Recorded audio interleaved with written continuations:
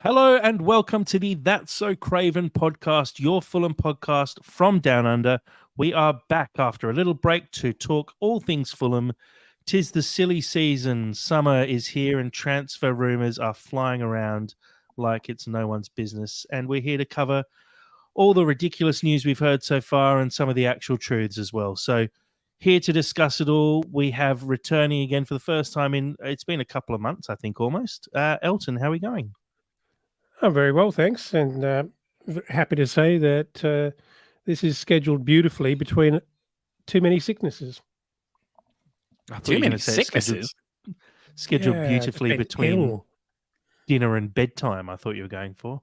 Um, Well, no, let's not forget it's winter where we live, and I'm just sick of constant illnesses. What are you Yeah. ill with? Grandchildren colds. Yeah. very Okay. true. Yeah, Can that's a part of it. confirm. Yeah. And also joining us tonight, we have Sammy. How are we going, Sams? I'm lightly ill, but that's just more due to inflation, cost of living, and minimal sleep. And I'm very good, Let's keep it topical. There's lots to talk about. No, I'm doing great. I'm actually really happy to be back. I feel like it's nice to just be back at Fulham land again. How good is it? There's a hole in my heart when we can't do this. Yeah, it's Yeah. been both great to have a bit of a break, but also, like you said, you missed talking about Fulham after a long time. But there's been a lot of Fulham news floating around. I almost had to mute Twitter at one point because it was just driving me absolutely bonkers the amount of stuff that was being rumored, and it just going back and forth within the space of 24 hours. Someone's leaving, someone's staying. The whole Willian saga where he was having a medical at Nottingham Forest, and then 6 hours later he's on not Cabana, on Bobby Reed's Snapchat story, training at the club again. So it's just been hectic. Yeah, I checked out. I emotionally checked out a while ago. Yeah, look, I think Dad and I both checked into the Ashes for a little while, which gave us a bit of a change of scenery and a bit of change of sport for the winter months. But look, Fulham's back now, so let's get stuck straight into it. At the moment, we've got the summer series happening over in the US, and Fulham kicked off their preseason with a win against our rivals. And guys, I think you've both watched the game, or at least watched the highlights. Dad, I'll throw to you first. Just we'll make a quick comment on it because I never like talking too much about preseason games because really preseason doesn't mean a huge amount. It's all about getting miles in legs rather than the actual results. But usually in preseason games, we don't see as strong a lineup as Fulham actually put out against Brentford. Were you sort of surprised to see kind of what I'd expect us to come out with in our first game of the season against Everton? Well, I mean, I wouldn't go that far. I mean, I think it was a reasonably good lineup, but there were some notables missing, like a sort of acceptable standard Premier League striker was missing. Sorry, Muniz. No An offense. undisclosed Serbian. And obviously Pereira is a big miss for me.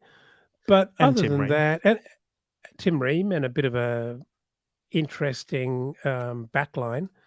And yeah, look, it wasn't bad. I actually thought that it was a very breezy and kind of up tempo event. There's a lot happening in American soccer or football at the moment, and I thought it kind of captured all of that. With the whole Messi thing and a lot of excitement about everything that's happening in Major League Soccer.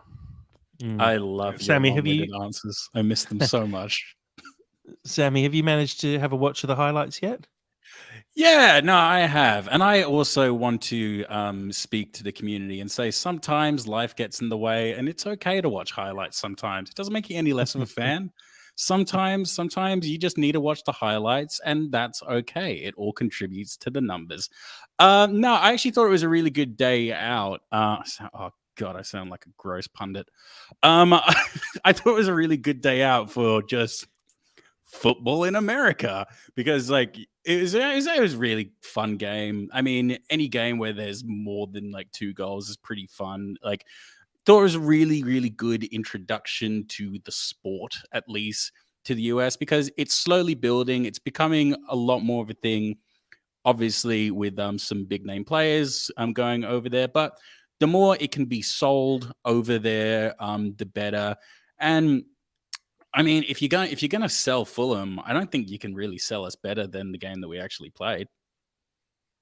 Yeah, look, it was a really exciting game. It's great to see as well. I think I saw a stat that the last 3 games between Fulham and Brentford have seen 15 goals scored, with That's 3-2 crazy. scorelines to the home team in this instance, in every single one of those games. So you're guaranteed an exciting game at the moment. And look, both Brentford and Fulham going into that game without their recognised star striker, both for completely different reasons. But I think it was a really solid preseason performance, a really good run out. It was great to see Harry Wilson looking really confident. It was all down to the bleached hair, I'm sure.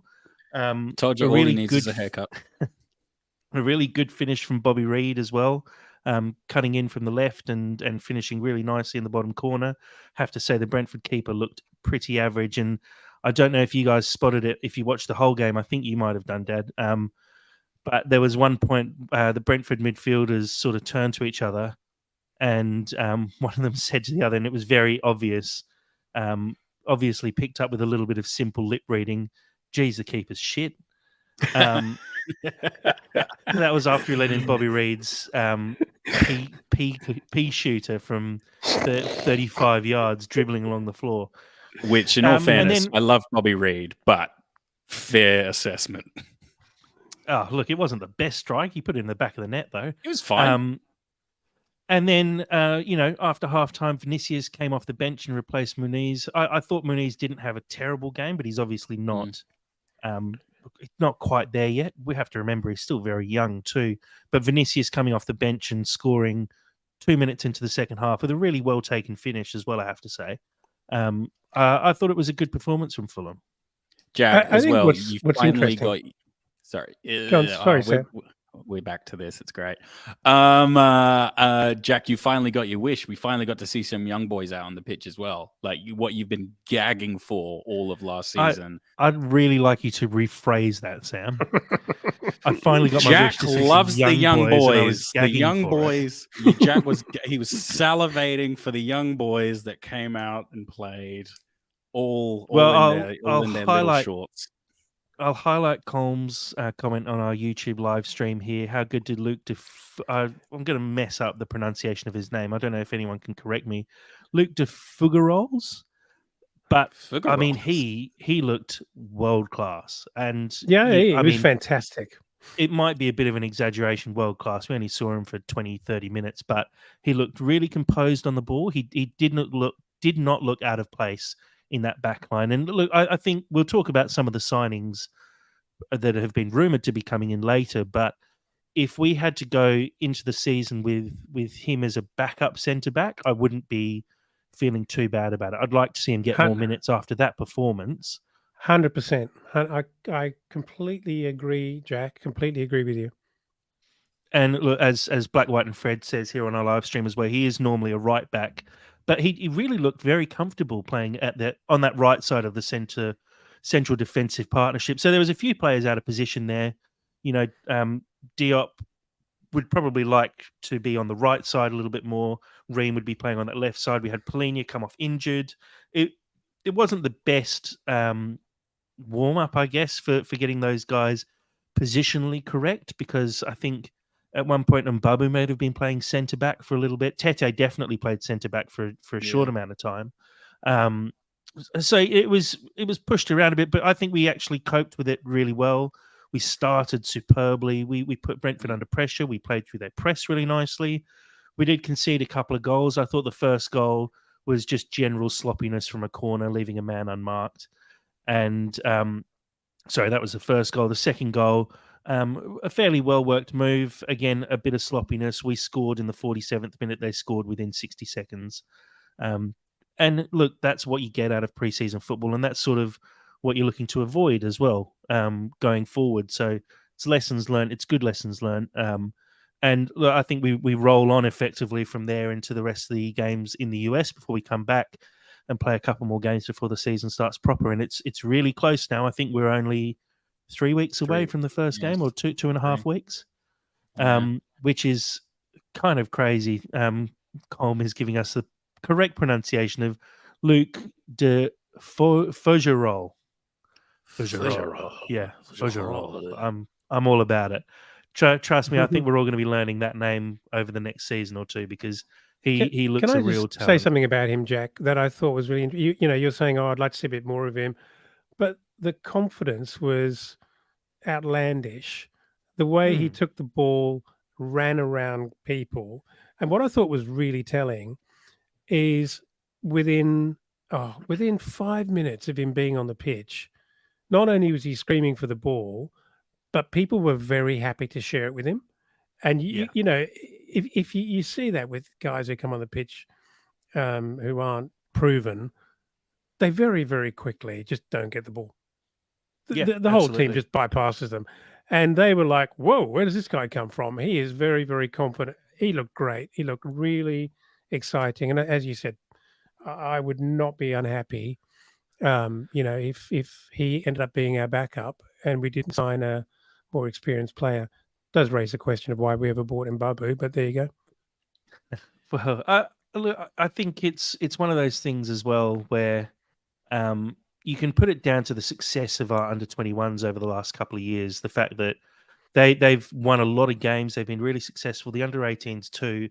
They're right at the very peak of youth football in England, and it gives those guys those confidence. They're playing with great players around them. They're winning games every week.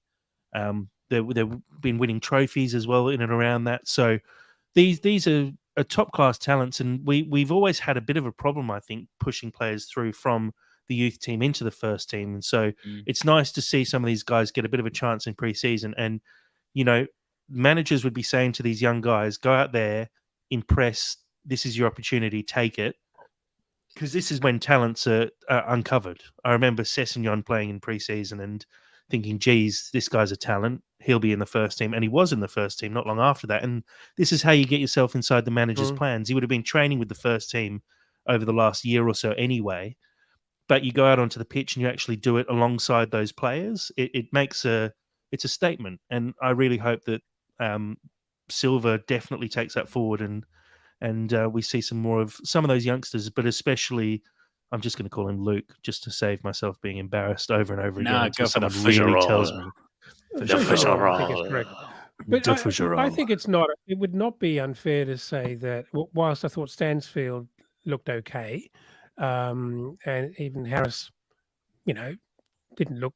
He's not out of place at all. He's fine. The other guys. No, the other guys, did that. But I think of all the young kids, including the names of Stansfield and Harris, who there's people think a lot of those two guys. I thought he outshone them. I agree.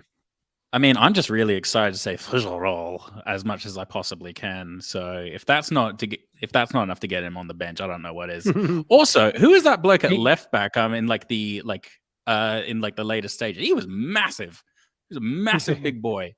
Who was he? I can't remember his name. Is it African sounding name? Yeah. No, I'm not 100% sure who it was. He came off the bench. He had a lot of changes towards the end, and I got a bit confused as to who was coming on and who was coming off. But big boy, a good result. See more of him.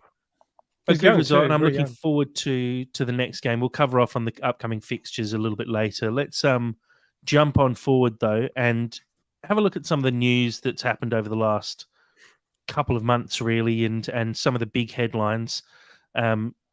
So first one of these, Marco rejects the Saudis. Obviously, we know that Silva's only got a year left on his contract. He is still the Fulham manager. He's still contracted to Fulham, but we understand he received a pretty incredible offer of 40 million euros or pounds. I can't remember exactly what it was, but 40 million over the course of 2 seasons, so 20 million a season, £500,000 a week roughly.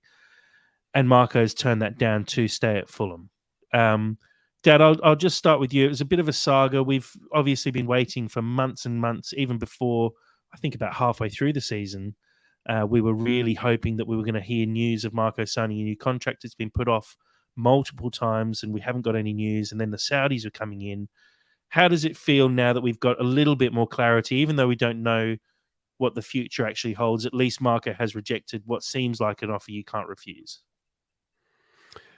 Well, I tend to believe it. I mean, not from what I've read in the press and on Twitter, but I tend to believe what he said in his presser, and I think what it tells a story of, I guess, players have a much more condensed career. I mean, whether they, 28, 30, 32, 35, if you're lucky, it's maybe 10 years at the top level, but managers have much more time. And maybe Silva's not only, he's clearly very ambitious. Maybe he's thinking the Saudis are always going to be there.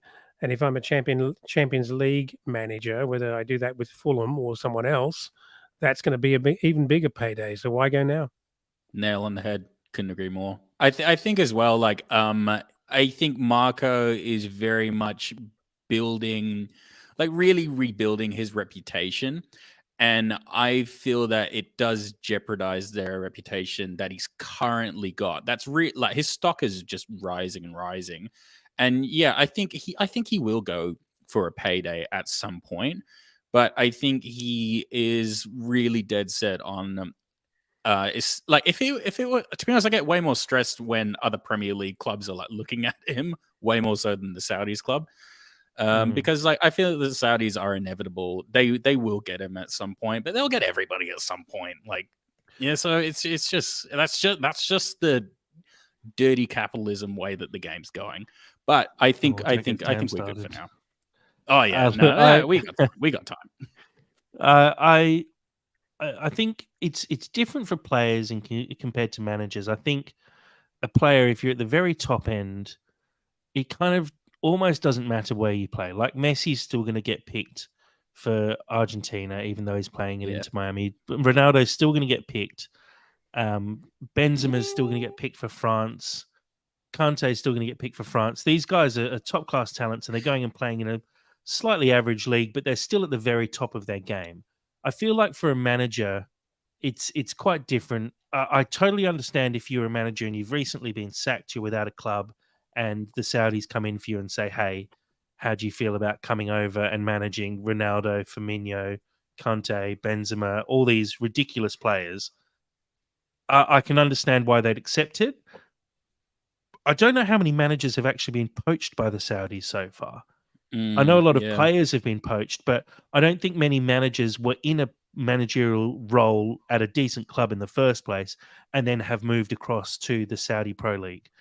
I think the players are obviously motivated by money, and I also have to say I totally understand that. I totally understand any player who makes a decision to go over and get 10 times their current wage for a couple of years.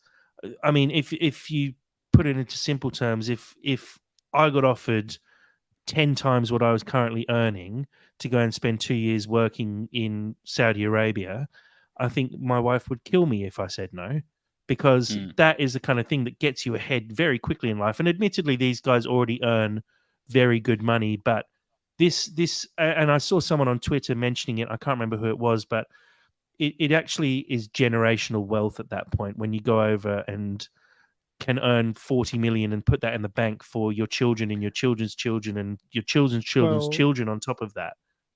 On top of that, it's in whatever Marco's earning at Fulham, call it £5 million a year. Half of that after tax, and in Saudi, it's tax free, so it's even bigger. It's even bigger. So I will never slate a player for doing it and taking that leap and deciding to go over and do it. I'm more disappointed in the way some players have gone about it, and we'll touch on that a little bit later. I was about to say, I might. Your next slide. It's not my next slide, but it is a slide. I thought we were going to do more of a crescendo to like the main meet and greet, but it sounds like Oh, we're it's just right. It's segueing right at the into very it. end. Don't worry, it's right at the very end for when Oh. I've finished this beer. That's why. Yeah, fair enough. But look, I like I said, I totally understand it, and I think a lot of plaudits have to go to Marco for the decision he's made. He's made a decision, not not financially based around his future. He's actually made a decision based on his legacy and his career as a manager going forward. And he'll be remembered as someone who turned down that money, and he'll be remembered as someone who made a decision to spend a lot longer building up a reputation. And look, when he turns, I mean, he's still young. I'm Yeah, guessing he's he's in so his young. 40s. I can't remember exactly how old he is. When he's in his 60s, by all means, go and spend 5 years in Saudi when you've done everything you want to do. But I don't think as a manager you should be going out there before your career is through.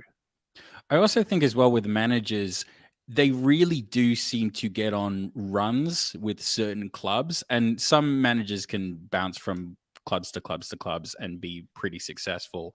But for people like Marco, he's on the run of his life right now at Fulham, and we're all stoked about it. So to pump the brakes on that, it really wouldn't be in his best long-term interest, and I feel like he knows that. I feel like he's smart enough to be around that as a long-term thing. I don't know. But as a follow-on to my first point, we're very grateful that he's rejected it, but he's in a position to be able to reject it. It's not an apples to apples Yeah, comparison totally. to Mitro, who has got a very small number of years left on his career. The opportunities come up. It may not be there next year. He's got to grab it, no question about it. It's big, big, big money. Marco, he could literally do this in 10 years' time. Yeah. Yeah, Yeah. 100%. And demand a lot more if he's more successful. Yeah. So look, Steve I think Bruce, on the other hand, it's great to see that he's rejected that, and I think a lot of that comes down to the fact that Tony Khan was over in the US. We know that Tony held talks with Marco, and we saw how important it was for Marco to have Willian renew his contract. That seemed to get done. And then when all of this was happening and the money was being thrown in front of Marco, that's when the transfer rumors really started to heat up, and we were talking about players that are genuinely seem like a very high chance of signing. And I think a lot of that actually has come down to the conversation that Marco had with Tony Khan saying, if you want me to sign a new contract, this is what I need. Otherwise, this isn't going to work. And we definitely saw it ramp up a little bit after Marco said no. There seems to be a lot more solid transfer rumors and a lot more action happening where, obviously some of these things aren't finalized yet, but they seem like they're right on the edge of happening. And so I think a lot of that comes down to the fact that Marco has had that chat with Tony, and we are moving on and moving forward now, which is good. And like I said, one of those big things is the re-signing of Willian. Is a very interesting little period where for about 48 hours, Willian was definitely a Nottingham Forest player.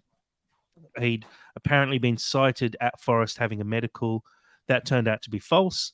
And not long after, he was spotted on at Motspur Park, basically rejoining the group and getting stuck straight into training. And I think it's just great to see Willian back. I know he was a really integral part of the team last year.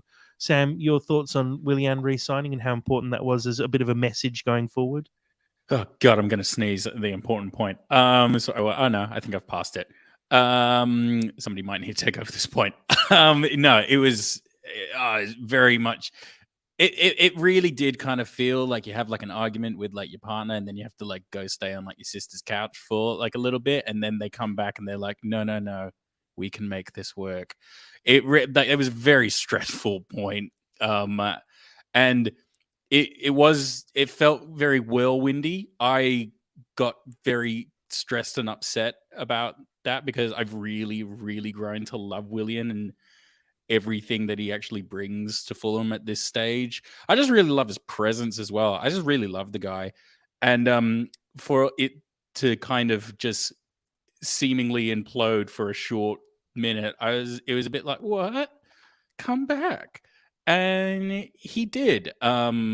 So Yeah, it was weird. I don't like the I don't really like the transfer part of this job, if you can call it that we do.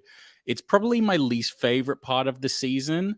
I didn't realize how much I disliked it until we started doing this podcast, because then I had to think about it more. Everything's like just all gossip and speculative until essentially we know definitively what's happening. And particularly with everything that's happening with Saudi Arabia as well, because it was one thing when it was just other Premier League clubs and the lure of places like Chelsea taking him back, and I've really hated this off season for that. I just did a dad answer. I'm sorry. This is I'm counting. I'm actually holding count. This is the second or third time you've actually done your very long-winded single word answers. Learn from the best. Can't even remember what the original question was. Neither do I. Yeah, can I say that William, without any, there's no contest, my favorite player last year. He was exciting to watch. I think he absolutely led the way in creativity and, that whole Brazilian kind of Latin thing that seems to have crept in at Fulham, which I love. And I was sort of shocked when the initial melodrama unfolded that he was leaving because they couldn't reach a deal, and I thought to myself, really, Yeah, for it hurt. just for more money, really? I thought that I actually panicked and thought that if this is what we're doing, this is bodes very badly for the Khan's commitment to spending money on our second season. And I guess I think they probably always knew they wanted him, but it's like that HR moment when a junior manages to sort of snag a pay rise and HR just know it's going to cause a run and everyone's going to be booking a meeting to get a pay rise. And they're probably thinking it's 50 grand on top of everyone's salary here who think they're integral to the team. But I don't anyway, know about you. I'm very happy. I'm very happy to Sorry. have him back. Sorry, I just want to like full stop on like one point. I know I've spoken about it before, but like the closure's a really big thing for me with certain players. Like we'll get on to basically the meat and potatoes of like the day when we talk about Mitrovic. But we only had one season of Willian at that point. So like for it to like just only be one season, I wasn't ready for it to just be one season. It was a really tricky one actually. I was very much sat on the fence for a lot of the rumors while it was flying around, because the big part of it is we know that Willian is an older gentleman, even though he's actually younger than me. I was about to say. I'm allowed to call him an older gentleman. But you do have to be careful, and Fulham have been really good at it as well in the past, not overpaying players who are in that older age bracket towards the end of their career, not signing them up for long contracts either. You look at someone like Tim Ream, who realistically for the rest of his time at Fulham is going to be getting 1-year contract extensions and nothing more than that. Yeah. Willian wanted 2 years as a bit of security.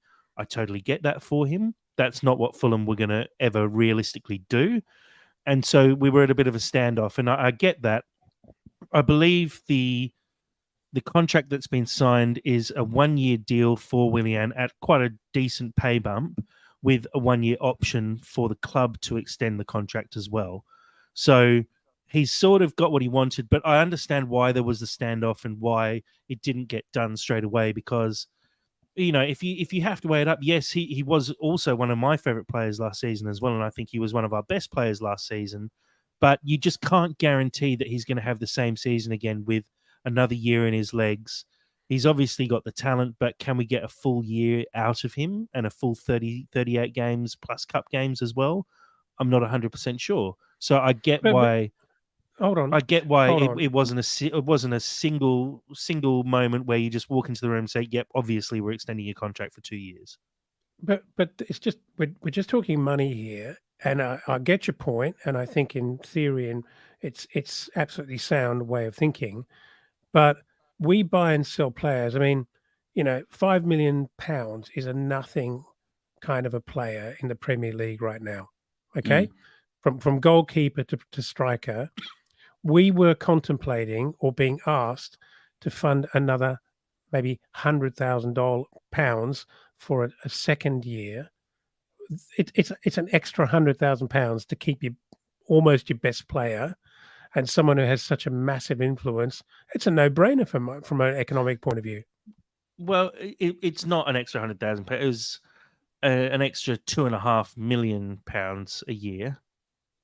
Sorry, per week. I beg your pardon. Yeah, you're right. Yeah, You're right. and look, there's the added thought around FFP, and if we sign him up to that, we can't sign another player and offer them the amount that we might want to. We might have our eyes on, maybe the Andre deal, which has possibly has fallen over because we can't offer that extra 50,000 a week. So I'm very happy that Willian has re-signed. I love him as a player. I think he really suits our style. He really fits in with the group, especially as we've got Muniz and Vinny and Pereira and Paulinho, all those Portuguese-speaking guys. They're a really tight-knit group, and we are the Samba Whites after all. And I think losing Willian would have a massive effect on the group. I really do. And so I'm incredibly glad that he's back at the club and he has re-signed. I'm just saying I also understand why it was a bit of a palaver and we didn't just get it over the line straight away.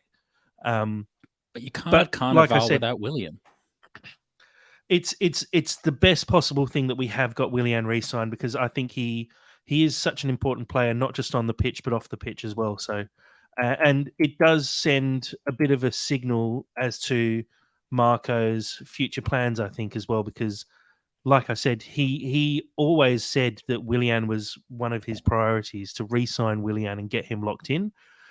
The fact that Willian effectively left the club for a short amount of time, I think Marco would have been incredibly unhappy about that. The fact that he came back obviously means that Marco, I don't think he would have come back if Marco wasn't going to be there again. And I think we see that with a lot of these guys that they're there for Marco in some sense. So I'm glad it's happened. I'm glad he's re-signed. I'm really looking forward to next season with Willian in the team. Let's have a quick look. What is my next slide? We've got our first actual confirmed new signing of the season. Willian sort of counts as a new signing because he left the club for a week, but he's back again. But this is the first real one. This was announced, I believe, yesterday, maybe the day before. Raul Jimenez coming in from Wolves, the Mexican striker. He's 32 years old, signed for a paltry £5 million. Now, there's a lot of conversation to be had around this signing. I don't know how much you guys both know about Raul Jimenez and his history in the Premier League and his international career as well, but he was a fairly prolific striker, I guess, in the Premier League at one point, and then had a very serious head injury when I think it was during COVID. David Luiz came and clattered him from behind and effectively fractured his skull, caved his skull in. Hasn't really been the same player since. He didn't score any goals last season for Wolves. But, I think, Sammy, as you were saying towards the end of last season and during the start of the off-season as well, it's all about putting full faith in Marco. And if he sees someone like Jimenez as someone he thinks he can turn around, I think it's for £5 million. It seems like an absolute steal of a signing.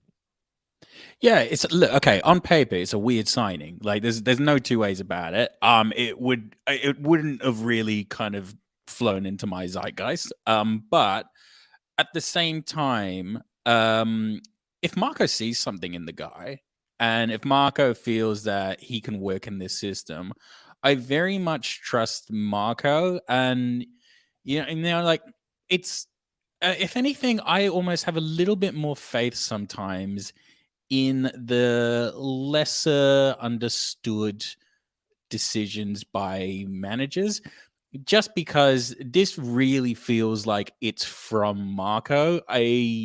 He's not really a household name. This is a very small amount of money.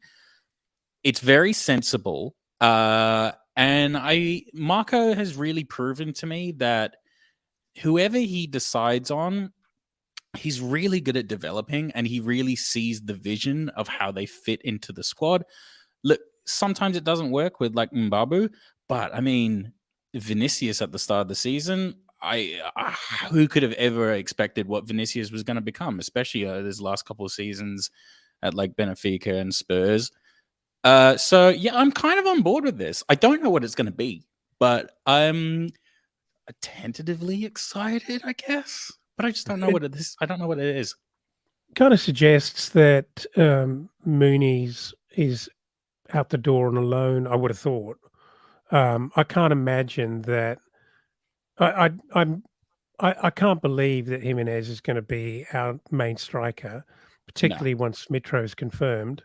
So we're all, I'm sure we're all assuming that we're going to get some sort of Hollywood striker of some sort. And are we assuming that Jimenez and Vinny are the sort of rotating backup strikers here? I think we are.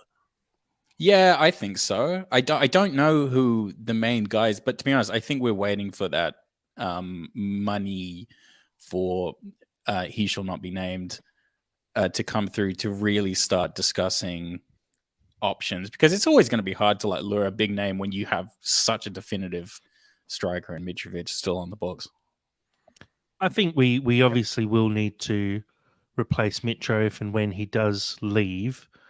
I don't think Jimenez is the answer to that. Although I did see a stat again. I cannot remember who it was. I really need to start writing this down because I'm just stealing quotes and stats from people now. But Raul Jimenez and Mitro, their goal scoring stats in the Premier League are almost identical in terms of games played and goals scored.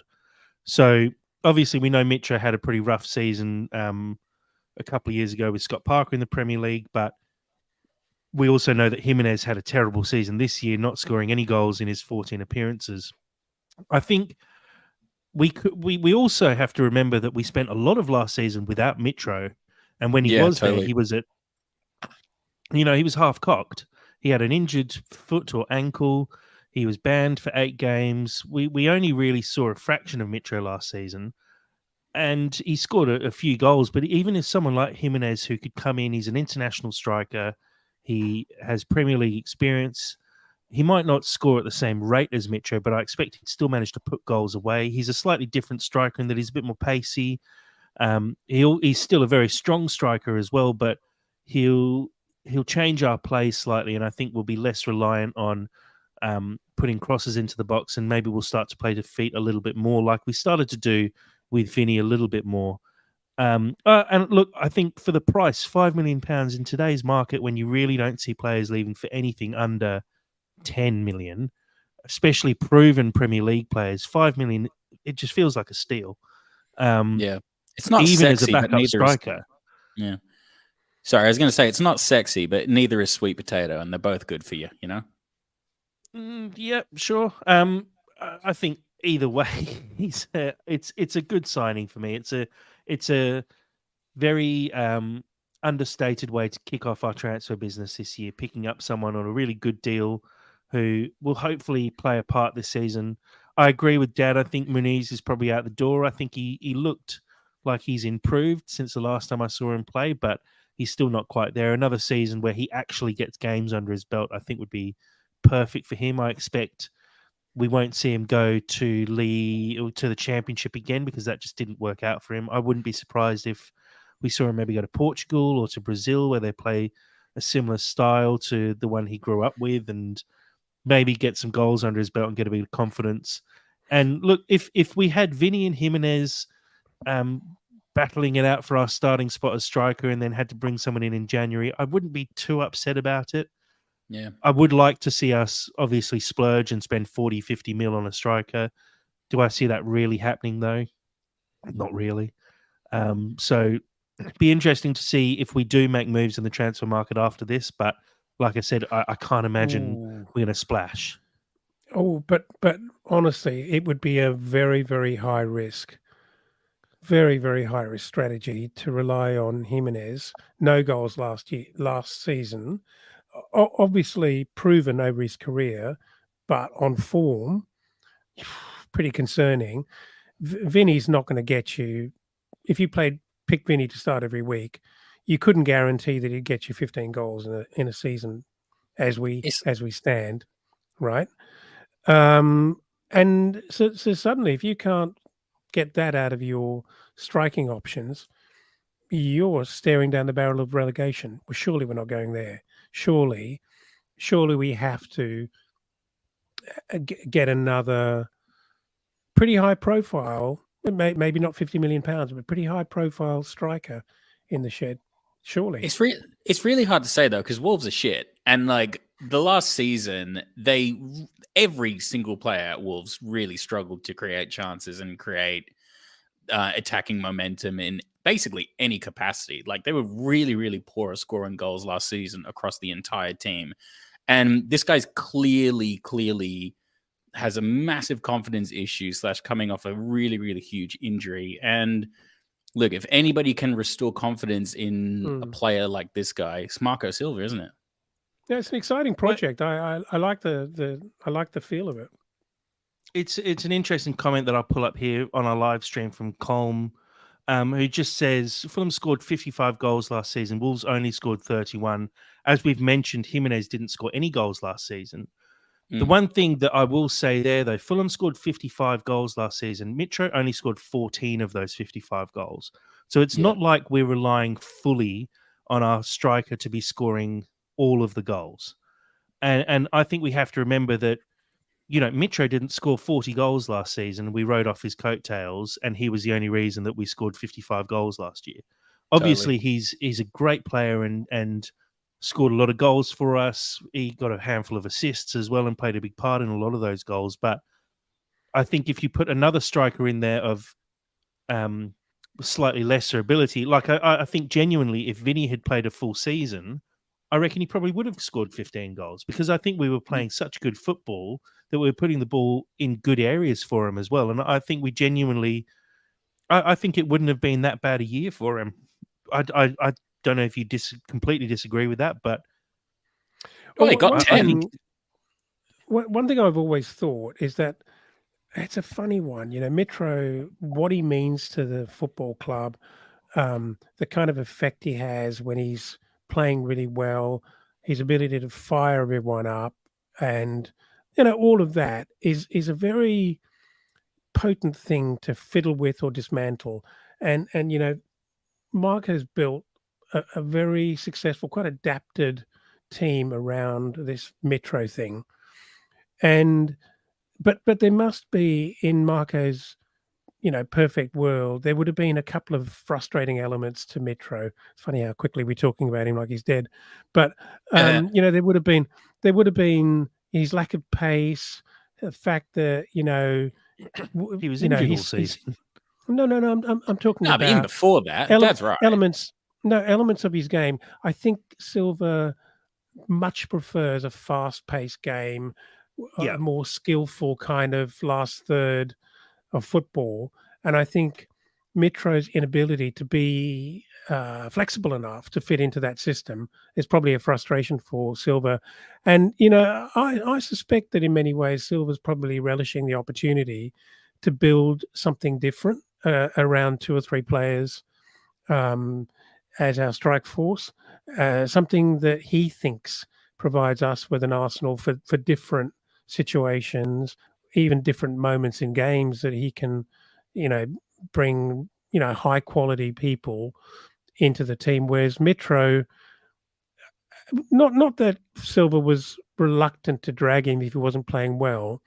He's kind of a big force, isn't he? He certainly was within Fulham. And he casts a long shadow, you know, in many ways. And so, I just think it's interesting. And you know, he's made the decision for us, and now we have to react to it. But I think as long as there's money to be spent and time to do it, I can't see Silva being that upset, honestly. I will save my comments till we get to the section. I'm clearly like champing to get to that slide, Jay. Oh, mate, you're gagging for it. I'm kind of about it, though. Oh, I think Jack's on mute. Whoops. Yeah, I was. that undoubtedly. It just shows that we haven't been here for too much. Pre-season, Jack. Pre-season. I know. I'm still warming up. I was just saying, Vinny scored 5 goals from 11 starts last season. He made most of his appearances off the bench. I genuinely think we can do it without Mitro. It might not be the same. We'll have to adapt. But if we didn't bring in another striker, I'm glad at least we've got Jimenez to back up Vinny or Vinny to back up Jimenez. And we've got 2 half-decent strikers who can do a job for us. Jimenez definitely has a Premier League experience. Vinicius is obviously still pretty fresh to the Premier League, but he has a season under his belt. He's played with this group of players. They really enjoy playing with him. You can really tell that as well when they're on the pitch and in the change rooms and stuff. He's right in the middle of all the social groups, and they really love him. And I think they'd love to see him have a breakout season as well, because he just seems like a really nice bloke. I'd love to get to know him, have a beer with him. I genuinely and so agree. I hope he scores 20 goals this year. Yeah. Let's move on and talk about some of the confirmed transfers out. These are just confirmed ones, and I've just picked up on a couple of them as well, rather than noting all of the players who left when their contracts ended and have transferred out of the club. First, these Neeskins, it was announced that he's joining Al Jazeera on a free, moving across to Abu Dhabi. Look, I think we were all sort of hoping that Neeskins was going to get an extension to his contract, but not overly surprised that he didn't get one. I'm not sure if I'm disappointed that he's leaving. I'm more sad that he's leaving because of the character that he was, rather than the actual football he played. He always had a bit of electricity around him when he was on the pitch, but in terms of a final product, it was sometimes lacking. I am sad to see him go, though. He's been at the club for a long time. You kind of forget how long he's actually been at Fulham. And so it is sad to see Cabana go. And I think we all wish him the best when he moves across to Al Jazeera. And I think he's going to really enjoy it over there as, comfortably one of their best players in that league. I think I saw that he might have even scored a hat-trick on his debut for them, which just shows the level of that competition. And good on him. He's going to be getting a massive payday over there. So, bless him. Yeah. Well done to Neeskins, and good luck at Al Jazeera. I respect the guys taking up a new career in journalism. Fantastic. I think they are actually all one group, so it's not that far out of the question. You'll be on the TV soon enough. The only thing I would say, he's only 31, Neeskins, so I reckon he probably had another season playing at at least a championship club. But I would have thought there's a few Premier League clubs who might have picked him up. A little bit disappointing. I'm going to miss him. I'm unashamedly going to miss him. I love the guy. I enjoyed his football. He's very unlucky last season, and even when he came back after that horrific injury, and he came back earlier than I even imagined it possible, I thought he was exciting. And you're right, Jack. I mean, he's not Mbappe, or not Mbappe, but he's. I didn't mind him off the bench. I did not mind him. Look, I mean, for me, if he didn't embarrass himself for 1 second last season, maybe he didn't get goals, but that's whatever. And he's been such a wonderful, wonderful addition to Fulham. And if the end result is him leaving with his head high, no embarrassment, no ill will, and he goes and makes shitloads of money, I only want the best for him. I think it's good, and I think it's time. And maybe that's not necessarily everyone's opinion, but I kind of think if he's gonna leave, this is probably the best case scenario. Yeah, good for him. Yeah, and look, Neeskins he was at the club for 7 years. As Black, White, and Fred says on our live stream, we did offer him a contract. He turned it down, but I'd say the reason he turned it down was more for what he's going to be getting when he goes across to Al Jazeera. It's obviously not the same level as the Saudis, but he'd be getting a decent little packet over there, I'm sure. Do we know what he's getting? No, I'm actually just trying to look it up African now. village. I mean, he wasn't on much at Fulham. He would have been one of our lowest earners. I'd say part of that is because he was at the club for such a long time. and you get a small bump to your wage every year, but it would be going up and down fairly often with relegations as well. So, yeah, look, like I said, even if he's getting double what he was on, he'd be pretty happy with that, I would have thought. So he's probably got himself bumped from 30 to 60, 70,000 a week. And look, like we've said when we were talking about the Saudis before, totally understand it. He's gone out and setting up his family. He's coming towards the end of his career. Obviously, he's only 31, but realistically, he's as a winger who relies so much on pace and quickness. Effectively, I think he's probably only got a couple of years left where that is really a weapon of his. So I do totally understand the move for him, and like I said, wish him all the best. The other person I think we all wish the best is Joe Bryan, who, again, similar to Neeskens, is a massive character and such a big presence in the change room. It was a bit of a shame, I thought, that we let him go out on loan last year. He spent the year at Nice, only made 6 appearances. It was a bit disappointing, that whole loan move, especially as we were, scratching around for wing-backs early in the season. We'd let him go. But again, another player who it was at Fulham for 5 years, and some of those incredible moments from Joe Bryan, obviously notably the goal, the 2 goals in the playoff final, especially that free kick against David Raya, who was supermaning through the air and nowhere near the ball. But, that was right in the middle of COVID, and one of those moments where you'll just never forget that. That's a peak Fulham moment, seeing someone score in a playoff final, go up there with Tom Keeney's goal. It, turns you into a cult hero straight away. And, I hope he never has to buy a drink if he's around Fulham ever again. So a real shame to see him go. But similar to Neeskens, I think he's just not quite at that level that we've pushed on to now. You compare Joe Bryan to Anthony Robinson. And I saw an interview with Joe Bryan as well, and he basically just came out and said, look, I'm playing at left back. Anthony Robinson came to Fulham. He's outside the top 6. He's one of the best left backs in the league. And so fair play. I can't get past that. And it's kind of what happens when the team starts to build and improve. We've been up and down for the last few years with Joe Bryan around. So you stick with him because you know what he is and what he can do. But when we've moved on now to Robinson, and if we ever lose Robinson, we'll be upgrading again. And so Joe Bryan doesn't really have a place at the club anymore, which is just the nature of football clubs and how you progress. Yeah. So I think going to Millwall is a really good change for him. It's a good challenge. He won't have to move too far because it's obviously still London-based. So he's not uprooting his family and moving overseas or anything like that. So, like I said, wish Joe Bryan all the best. He's a massive character and will be missed at Fulham, I think, especially by Bobby Reid, who I think is one of his best mates in the world. They grew up in the Bristol City Academy together. So I'm sure they really enjoyed the last few years being able to play together. And yep, wish Joe Bryan the best. But another transfer confirmed out.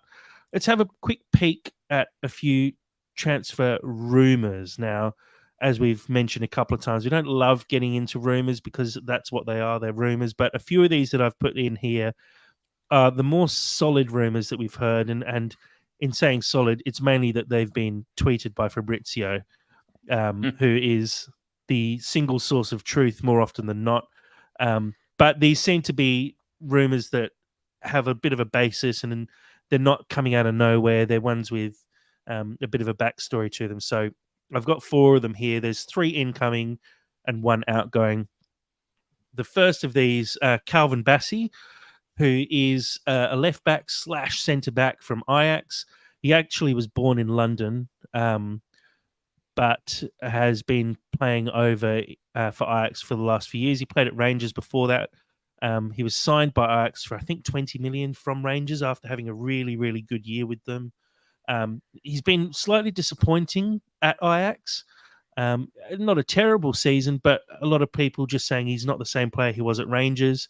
But the benefit of someone like Bassey is he can play at left back and at centre back comfortably. So he's comfortable in both positions. So that gives us a bit more flexibility across the back line where we know we are short on players at the moment. And with Joe Bryan gone, we do need a backup left back.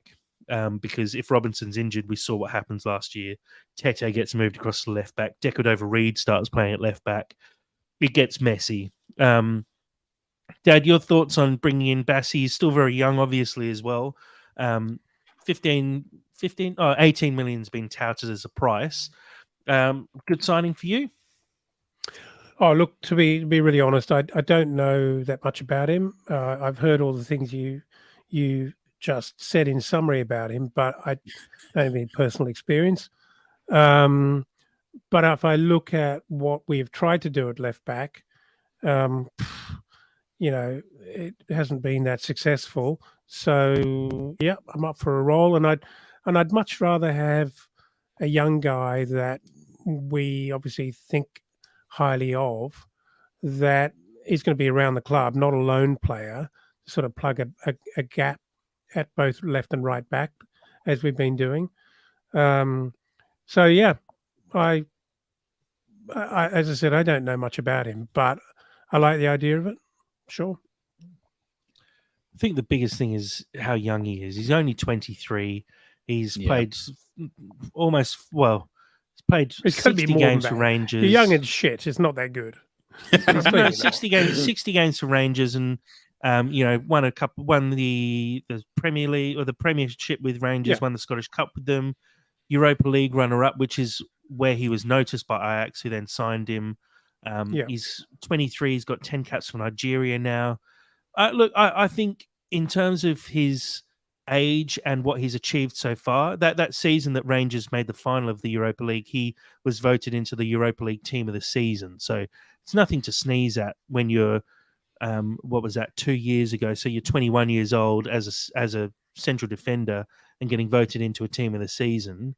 You got to be doing something right. It's obviously just not worked for him at Ajax. And echoing what Sam said many times, I'm hoping Silva can bring out the best in him. Just about to say that. I think we've said that so many times, and I think we do genuinely believe that is one of Marco Silva's talents, to actually spot players and then actually do the business with them, make them feel part of it, make them feel they belong, and bring, find the best. I'm backing him. Go on, Sammy. You sniggered at Dad saying he had no idea about Calvin Bassey, so I want to know what he eats for breakfast now. Oh, look, man, I don't know anything about Calvin Bassey. I don't know anything about Murata. What I was literally just about to say is everything that we just said about Bassey, we could probably say about Murata. Well, the one thing I'll say about Murata, he's got probably more experience under his belt. He's played 50 games now for Benfica as a 20. He's only just turned 22. So he's a couple of years younger than Bassey, but he's very well thought of. He's been called up for the Brazilian squad. He's played under 20s for Brazil. He's keeping Vertonghen out of the side for a while when he was playing at Benfica. He's a seriously good-looking player, and I think it's really great seeing us chasing these young defenders as well. We're not just going for really well-established guys. Yep, Colm's comment, I know that's why Dad's sniggering. It's really low-hanging fruit. It is. I'll have to just share it quickly. Just jumping back to Calvin Bassey, Colm Bowl just saying his mum was such a great singer. And we've already heard, I mean, it's just undoubted that he's going to be nicknamed Shirley as soon as he gets into the change room. But look, Murata, again, another exciting prospect. I'll admit as well, I don't know a huge amount about him. The fee being touted, I've put down here on our live stream, 5 million. It's a typo. It's closer to 25 million from my understanding. We've approached Benfica multiple times about it, been knocked back a few times. I think the conversation that Tony Khan and Marco Silva had probably revolves a lot around Murato, who has been our first choice as a signing for centre-back from the very start of the transfer window. And I think Marco would be saying, I need this bloke really badly. If you want me to stay, I need Murato. So we'll see how that unfolds. I expect we'll get a bit more news by the time we pod next. But those two as defensive reinforcements look really exciting. And we saw, Polina, obviously we haven't discussed the fact that Polina picked up a bit of an injury in the Brentford game. We haven't got any further detail on that, although I assume we'll find out fairly soon. exactly what happened. There's a very massive range on the recovery time from, a couple of weeks if he's just slightly popped his shoulder out and it's a bit sore, to 3 to 4 months if it's something more serious and you've done some tendon damage or something along those lines. So we'll need to wait for further news on that, but we're light on at centre back at the moment. I mean, the guy's basically made of steel and concrete, so I'm not crazy worried. Maybe I should be, but yeah. Well, the interesting it thing was about innocuous, which is always worrying. Yeah, really. Mm. Well, is it worrying? I mean, apparently it's a recurring injury for him. It's not the first time, and I didn't know that. But it was not a heavy blow in any way, shape, or form, and he kind of went for his shoulder before he even hit the ground. So it was the body contact with the other player that actually caused the problem. So it's interesting. You can't imagine that that did a huge amount of ligament damage, but who knows? Just who knows? Well, even if he is injured properly, I'm not sure if we've covered it already, but Marco Silva is actually very good at developing players who have been through a struggle. That was a joke. Anyway, go on. Fell flat, but anyway, we move. Next one, we'll talk about Fred as a defensive midfielder. This one stems all the way back to the very end of last season, that game against Man United, where Silva purposefully got off the bus, had a long chat with Fred, and ever since then, we've been very, very closely linked with Fred. He's been left out of Man United's touring party for their pre-season. The fee here is going to be the sticking point. I believe Man United want 20 million for him. I don't think we're willing to pay that much. I mean, he's a talented player. We all saw it in that assist. Was it the assist or was it the goal that he scored? I can't remember. I think it was Fernandez assisted. The assist, Fred, wasn't it? Yeah. Fred, Fred's assist. Yeah. We know he's talented. We know he's a good player. I feel like this is going to be a bit of a Leno transfer where we're going to end up picking up Fred for 6 million plus add-ons, plus add-ons, plus add-ons. And it's probably going to go right down to the wire. I wouldn't be surprised if in a month's time this transfer still wasn't completed and he comes in right on deadline day. Sam, Dad, excited about the prospects of someone like Fred? Yeah, I really like Fred. I really, really like him. I think he's been massively underrated in the Premier League and at Man U for a really, really long time. I think he has moments of genius. I want to talk about Mitrovic. It's just staring at me now. Dad, any thoughts on Fred? Yeah. To me, he has the sort of secret sauce of Willian that I think we can really Brazilian? benefit from. No, he's got that cool hair. No, it's just that moment of genius and slickness, which is next level. Which I think once people get used to that and know that it's always on, it changes the way that sides actually play. Yeah. And I think you can't have enough of that. It's like, Brazil versus Australia at the World Cup, with the kinds of stuff they try on and invariably pull off from time to time.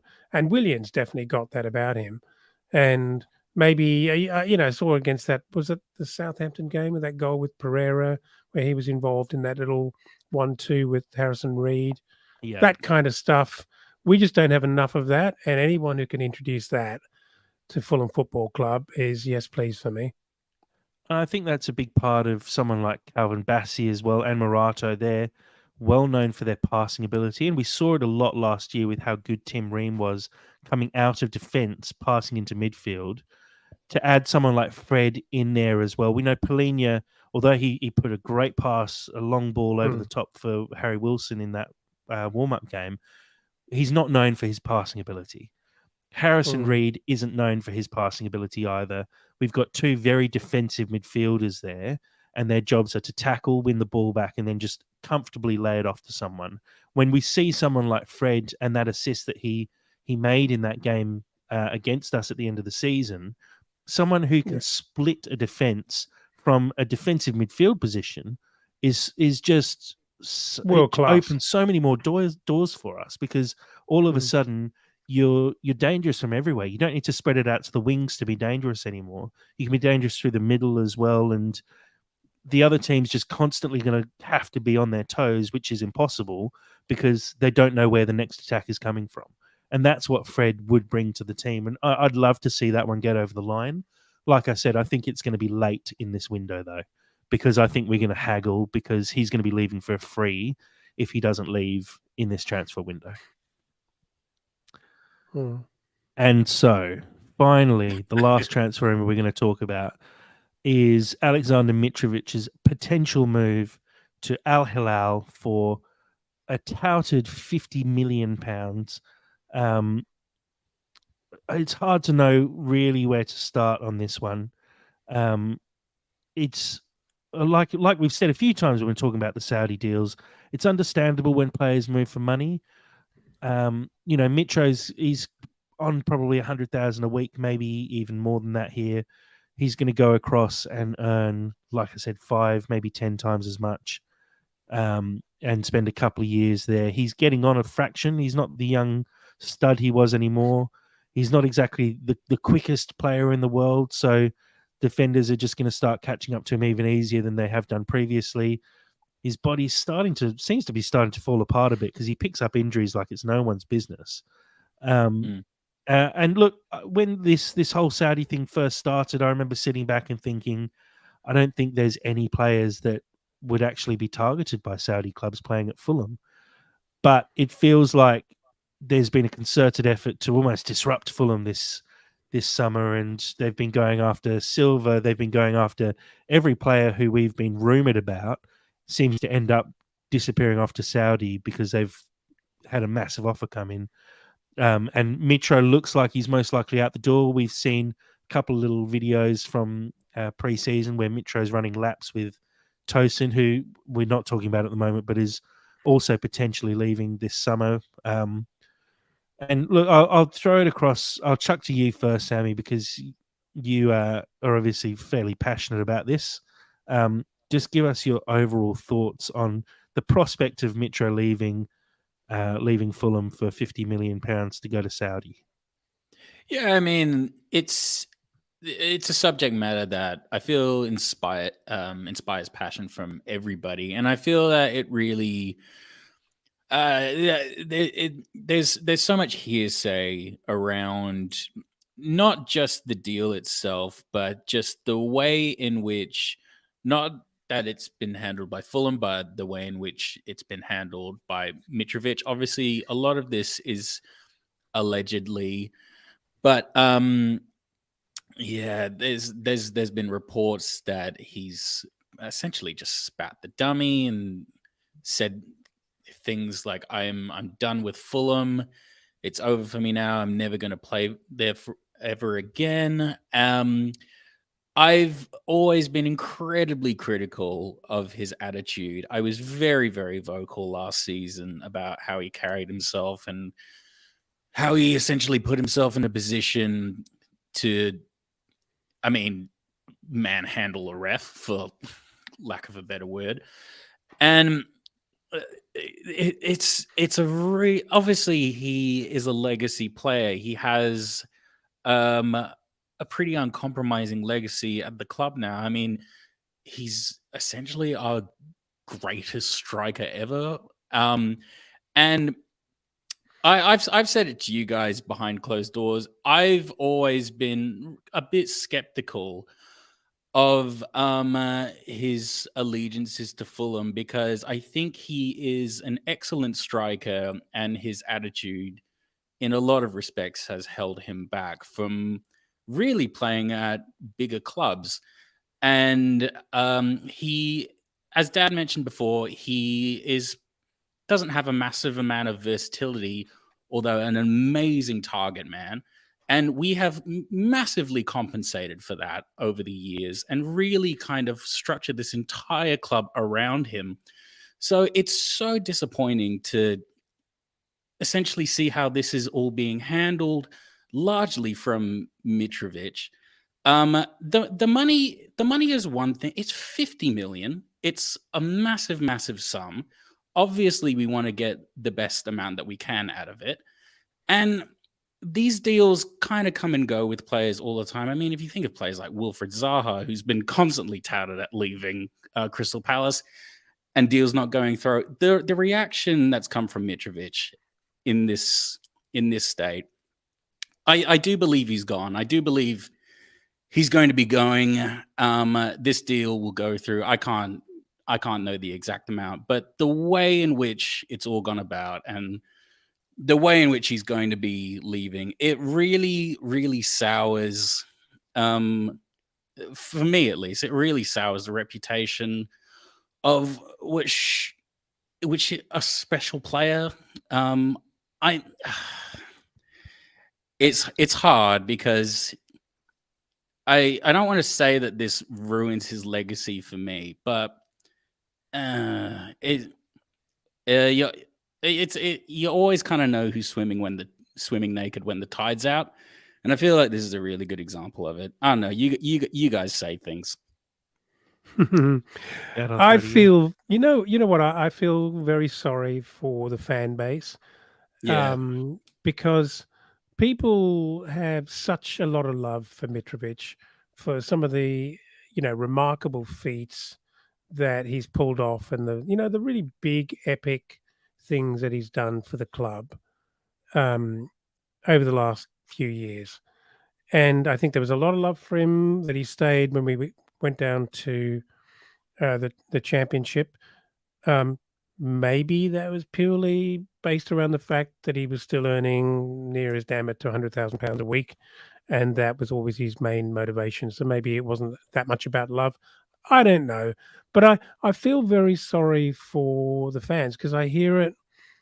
I really hear it in their responses that they feel very conflicted about the whole thing. It take nothing away from what he's done, but why'd you have to leave like this?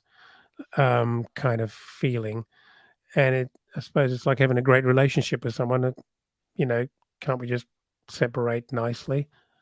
But I've got no problem with Mitrovic as a professional sportsman wanting to absolutely optimize his payday and return on his skills. No problem at all.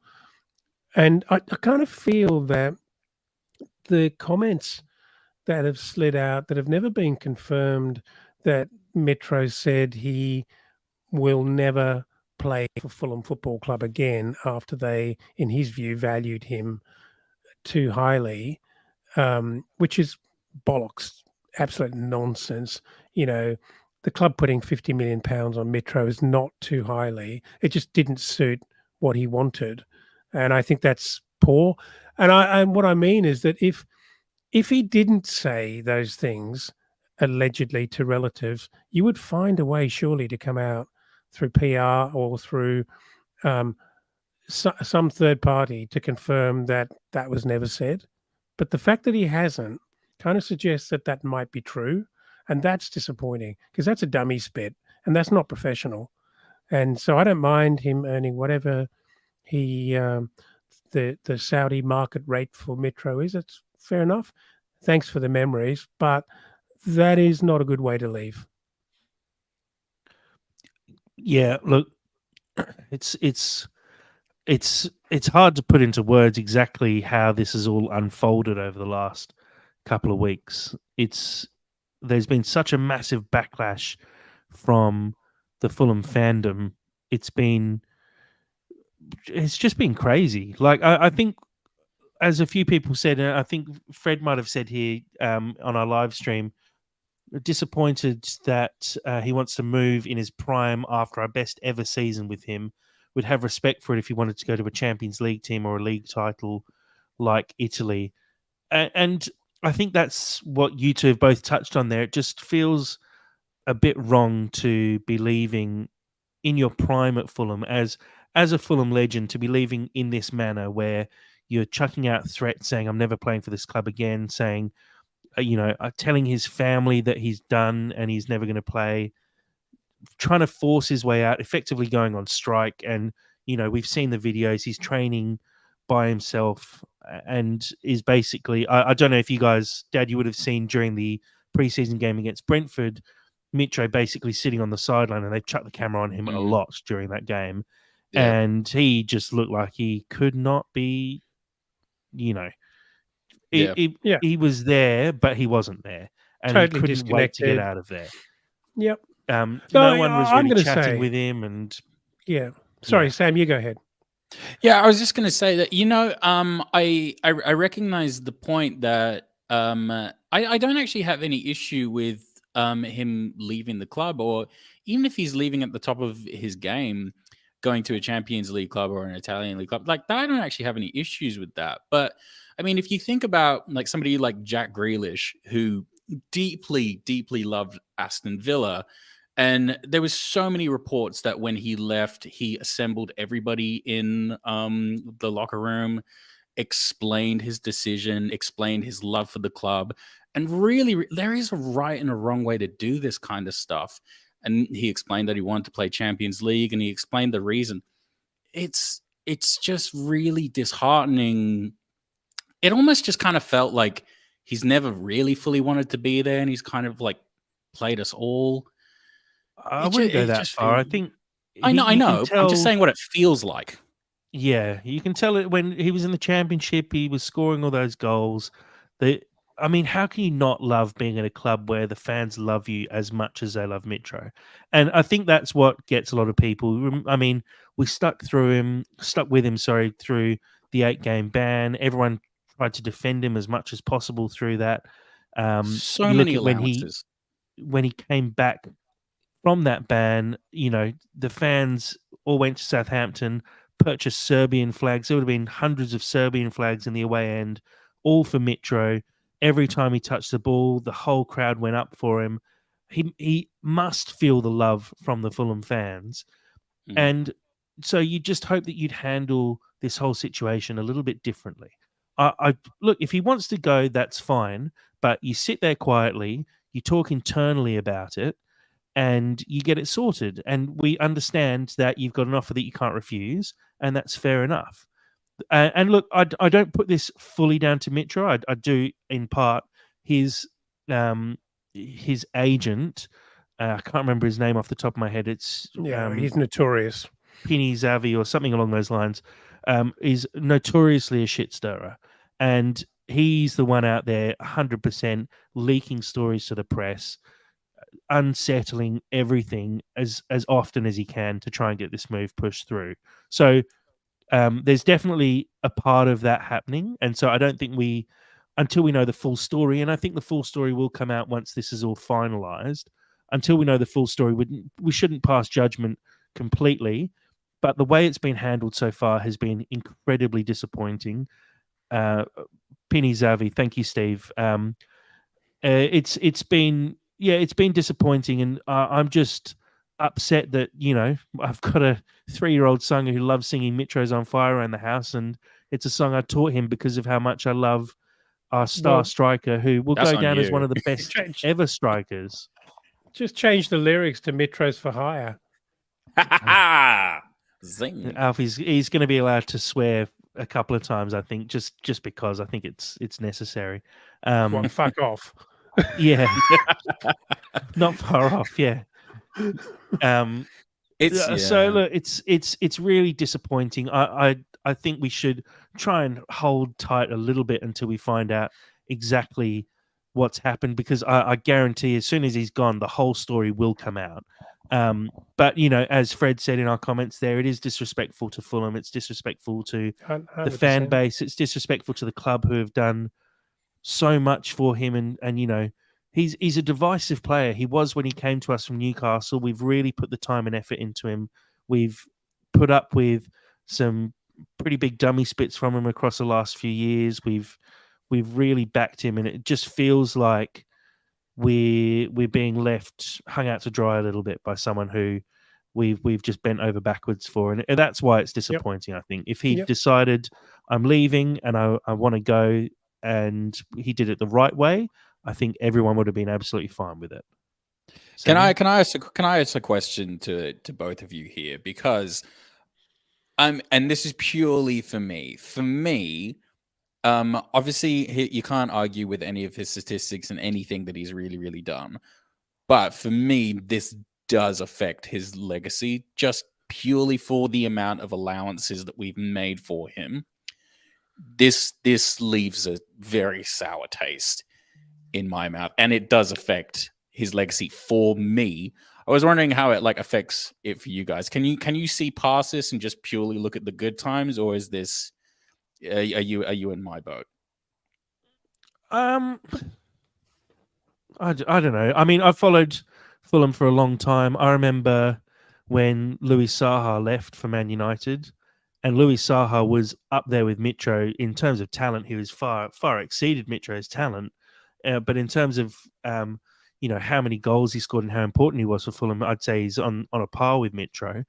And people were upset when he left, and I've seen a few people making the same comparisons, and Fulham fans, when Saha was playing for Man United, putting up Judas signs in the crowd. But again, I think Saha went from Fulham to Man United. He did it the right way, and he's now remembered fondly as one of our best ever strikers. This will get forgotten in time, but there'll be an asterisk next to his name. Just because of the way. Sorry, Jack. Well, as I was just going to make a comment very much on the same lines as Black, White, and Fred have just said. Definitely not getting a statue. And what I was going to say before Black, White, and Fred made that comment is that there's a reason why people tend not to get a statue before they die, just in case they kind of do a Rolf before they do. And it's I think you get judged on the entirety of your involvement with a club, not only the wonderful things that you do, which will live long in people's memories, but it's all of it. And how you leave and how you exit stage left does matter.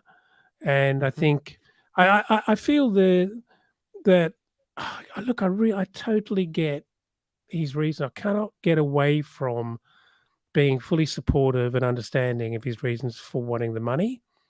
But wow, we really did stick our neck out for Mitro, with that brain fade last year and a number of other things along the way as well.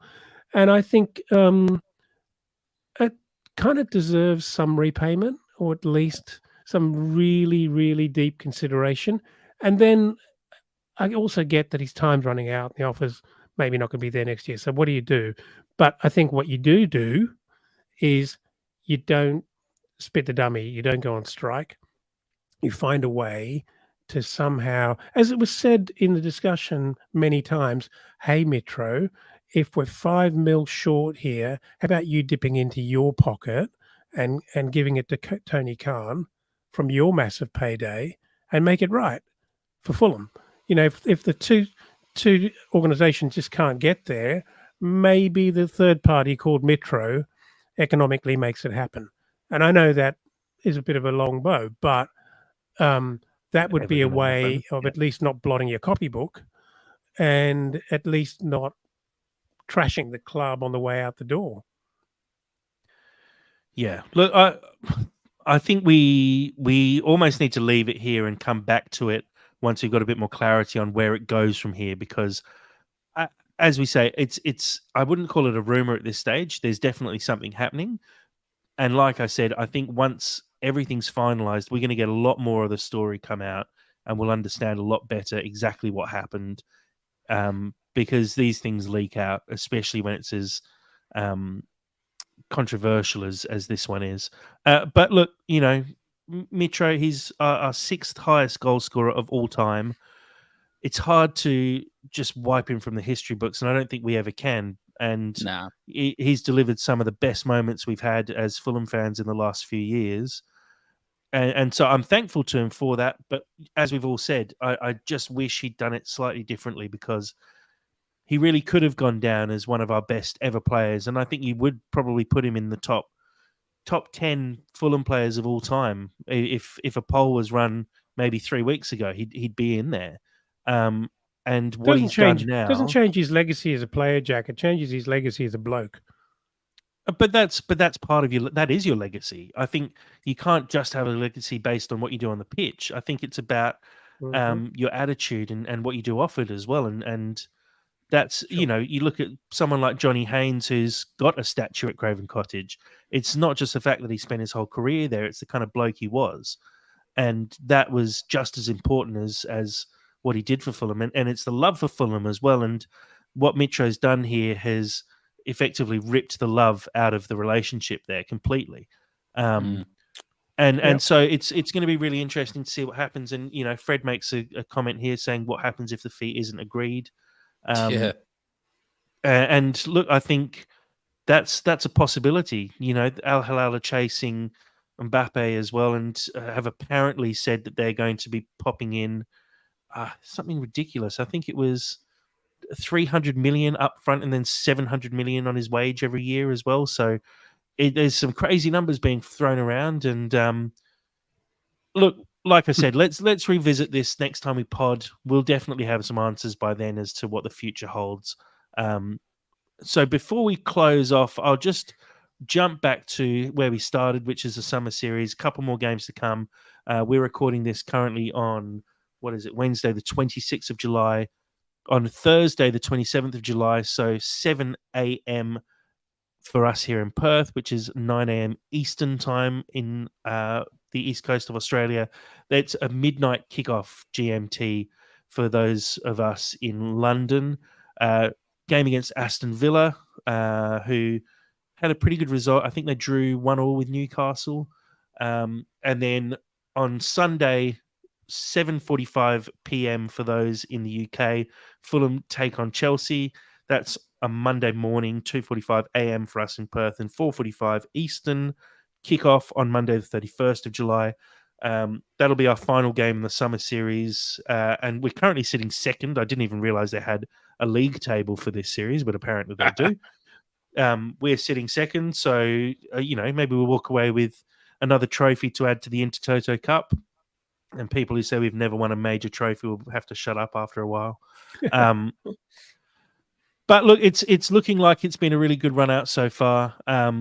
Jimenez met the team. I saw literally a video pop up while we're recording this podcast of Jimenez walking in and meeting all the guys. He's over in Orlando at the moment with the team. So there's a outside possibility that he actually makes an appearance against Chelsea. And I think that's one thing that we've always complained about is these new signings don't get enough games before the season starts. The fact that he's only missed the first 2 of, I think, 5 that we've got lined up is not the worst thing in the world, but we'd like to see a bit more action on the signing front before the preseason is all finished and we get into the real games with Everton in August. Sammy, you got something to say before we end up?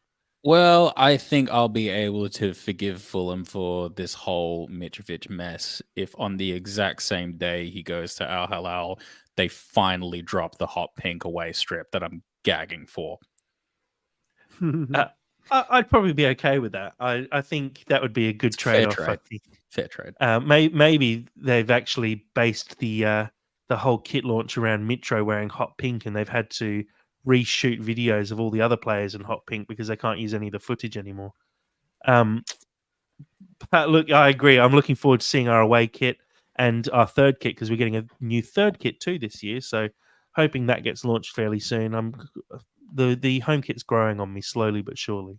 Haven't bought it yet, but I think Alfie's been begging me for it because he saw the team playing the other morning. So definitely have to get that one soon. Steve Reynolds has just quickly asked Sammy, can you do... Oh, Jack, you just cut out completely there. What? Oh, is Jack gone? Okay, I think Jack was referring to Steve Reynolds' comment saying that he has waited for weeks to mention the Germanic jaw. We love you, Steve. We love your contribution to this podcast. How you can manage to fit in the Germanic jaw at every podcast astounds and impresses me to no end. Yeah. Is there anything more to cover here, Sam? I don't think so. I think we're an hour and a half deep and probably I'm bleeding from my eyeballs in terms of tiredness, and I can't mention Saudi Arabia anymore before I go to sleep.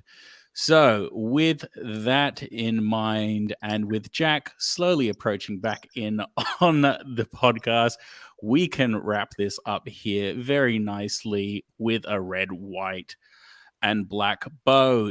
Jack, since you are the one who usually likes to send us off, and I've done a fabulous job with this outro, given the controversial nature in which I've started it, I will leave you to send us out. I look forward to listening back to what that sounds like, because I've had to edit a few of these in the past, but I'll back better than your audio right now. I don't know what just happened. Yeah, right. You sure you don't want me to take this out? Okay, give me a sec. Let's fix this up. How's that? Are we back? That's better. Hey. That's Actually, the better. third time you're having a mare of a preseason, Jack. What you don't understand is that's the third time I've lost internet so far in this broadcast. So you didn't even realize the first two times, which is a very, I'm glad.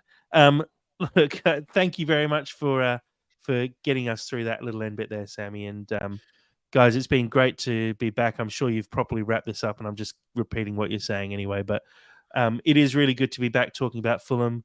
My wife walked in earlier and said, when's Fulham back again? I said, oh, we're already back. Pre-season started last week. She said, what? They're only gone for 2 months. So we got 10 months of this shit. I said, yep, settle in, baby. Paris said a pretty similar thing to me as well. I was like, oh yeah, I'm potting tonight. She's like, oh, that hasn't happened in ages. Oh, yeah, good. Not in like an annoyed or like stressed way. Just kind of like, oh yeah, that's a thing that happens. Anyway, Jack, send us out. I didn't get that version of it, but yeah. Guys, thank you very much for joining us, and thanks to everyone on the live stream who's contributed. Sammy, I'm sure you said thank you anyway, but it's been really enjoyable getting back into it and chatting with Fred, Steve, Colm. Who else did we have join us as well? Will, right at the very start. I wrapped this up so nicely, and now you're just taking my wrap up away from me. I'll edit all of my bit out. Also, add Andrew to that as well. And Andrew, yeah, thank you guys very much for joining us. And I will properly wrap it up now because I keep talking. So thank you again. Until next time, come on, you whites.